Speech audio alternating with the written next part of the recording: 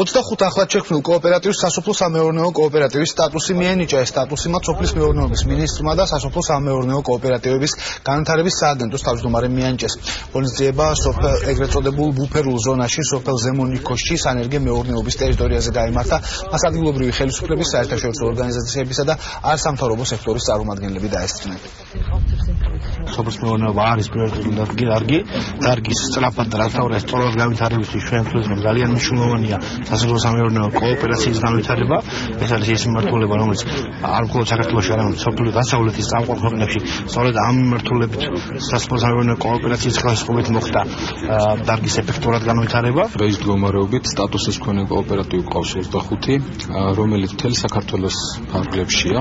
მათ შორის აღსანიშნავია, რომ დღეს მდგომარეობით ყველაზე მოწინავე რეგიონი შიდა ქართლია.